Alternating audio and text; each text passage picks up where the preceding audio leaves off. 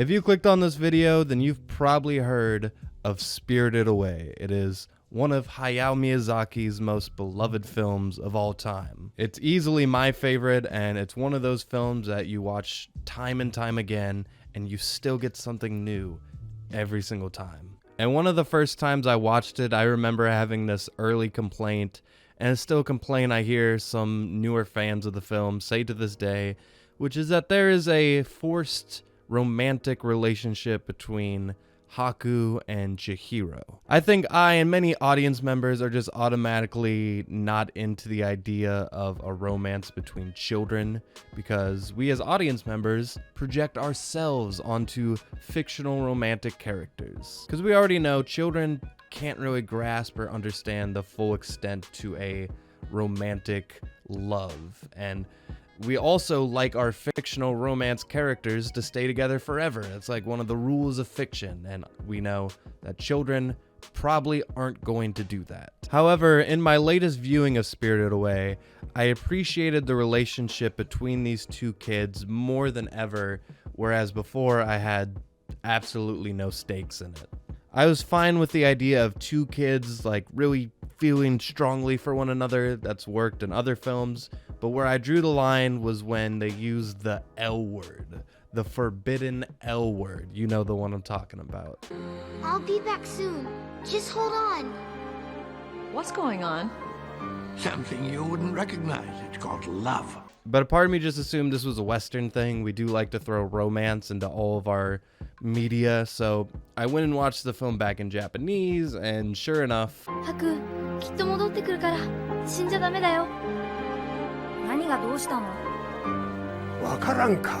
愛だ、愛。 so I specifically watched the famous scene with Chihiro and Haku falling from the sky. In the scene, Chihiro and Haku, they're falling from the sky, hands clasped, tears in their eyes, beautiful orchestra behind them. In the language of film, this usually means romance. You did it, Chihiro! I remember I was the spirit of the Kohaku River! A river spirit? My name is the Kohaku River. They filled in that river. It's all apartments now. That must be why I can't find my way home, Chihiro. I remember you falling into my river, and I remember your little pink shoe.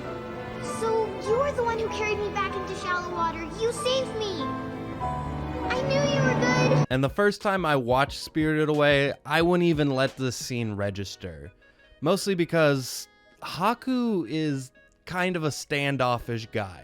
The first half of this movie, he pretty much is kind of mean and neglectful of Chihiro. Then all of a sudden he's risking his life for her, and then the next moment they're in love. And then they expect us to like really buy this big sappy moment between them. And I remember having a conversation with someone about this, and they told me, oh, I never really saw Haku and Chihiro as a romance. I always thought that they were like a brother-sister dynamic, which has even led me down a rabbit hole theory on the internet that Haku is actually Chihiro's brother. And as the fan theory goes, Haku went in to save Chihiro and the whole shoe thing, but then he perished and thus became the river god. But the actual dialogue and the timeline of their ages don't really seem to reflect that. But despite that they're not actually siblings, that could be like the vibe they're going for, right? After all, Chihiro, she's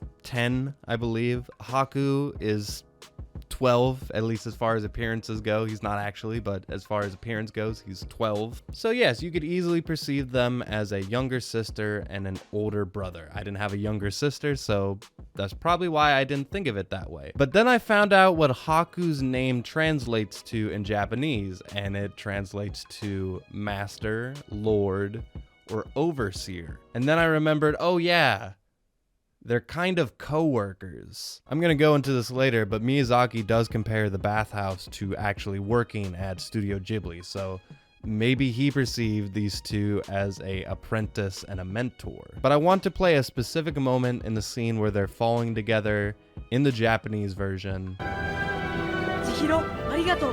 私の本当の名はにぎはやみ琥珀主だ。にぎはやみ？にぎはやみ琥珀主。すごい名前。神様みたい。私も思い出した。千尋が私の中に落ちた時のことを。靴を拾おうとしたんだよ。そう、琥珀が私を浅瀬に運んでくれたのね。嬉しい。 And the more I thought about it and the more I tried to think about these scenes, I no longer really thought of it as a cliche romantic love interest.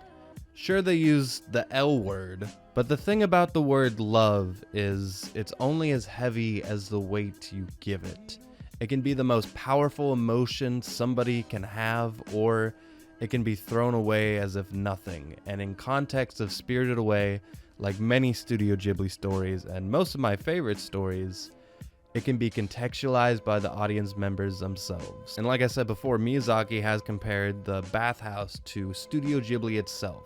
He compares Chihiro to a young employee starting there for the first time. And you can see the comparisons. Chihiro is falling behind at work that she finds grueling. The people around her she's intimidated by, but at the same time she doesn't want to let them down. And then there's a scary old person that will chastise you and they're in charge of everything. Let's try Haku and Chihiro in Junji Ito style.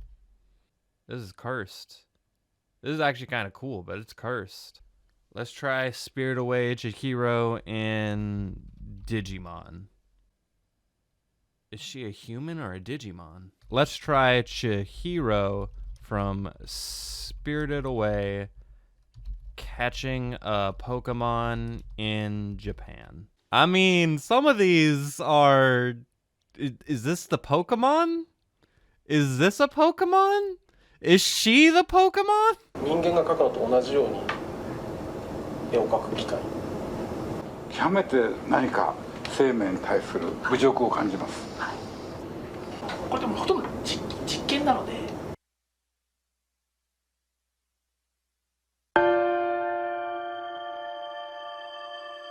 地球最後の日が近いって感じですね。それは人間の方が自信がなくなってくるから。 Okay, maybe not that last part. But once Chihiro applied herself and made her work her own, she did something exceptional and that nobody else could do at the time. She took those lessons and gained a new sense of confidence that she retained for the duration of the film. The bathhouse itself has a lot of themes, but none more so than the idea of purifying yourself. And even Haku, who is also a god, at the beginning of the film, he's a stern, mean, standoffish boy, but by the end of it, once Chihiro tells him his real name, thus purifying him, from that moment onward, he is rarely seen not smiling. I mean, the idea of Haku being cleansed isn't even a metaphor. Chihiro literally purifies him. I think that was you. And your real name is Kohaku River.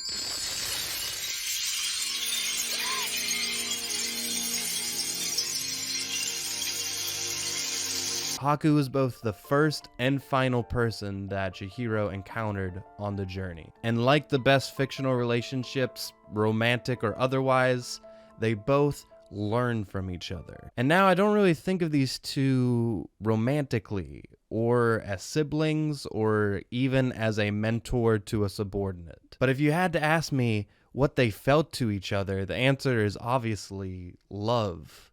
Of course they love each other.